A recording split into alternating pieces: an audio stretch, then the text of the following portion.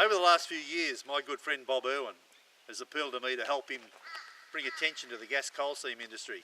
They come there, take their massive profits, and they leave nothing but devastation behind them.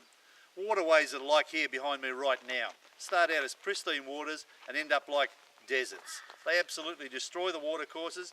What do you people in Queensland think that have those massive floods that have gone through Queensland in the last few years?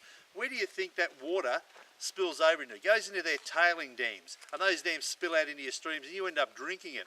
People in the city who think this doesn't affect them, it ends up in your water supply. Where do you think your water supply comes from? It comes from rural areas that are being raped and pillaged by these gas coal seam companies. A lot of towns, they're very quietly just sitting by and watch their communities getting destroyed because some of their sons, daughters, son-in-laws, fathers, brothers, mothers work in the mining industry, taking huge pay packets home. But what happens in 5, 10, 15 years when that runs out? What's going to happen to those communities? You may have your house paid off, but can your kids go down there and swim in a stream? Can your kids go and swim in a dam like is here behind me right now? I've tried to keep out of this, Blue, but I tell you what, every day I see my good friend Bob Irwin angrier and angrier, and yet he is one guy. Why aren't you angry? Why aren't you doing something about it? Why isn't there major rallies in all these cities and towns?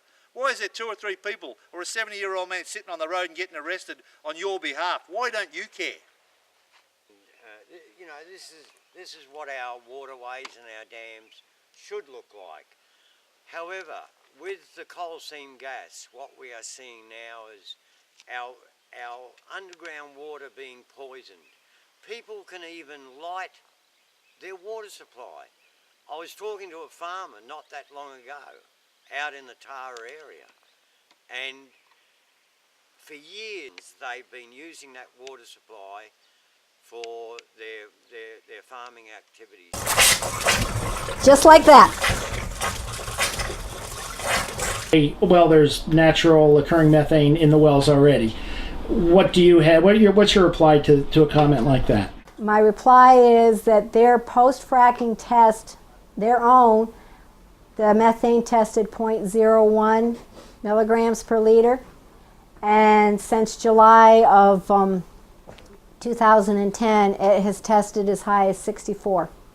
And usually you can, they say as long as it aerates, it's safe to drink.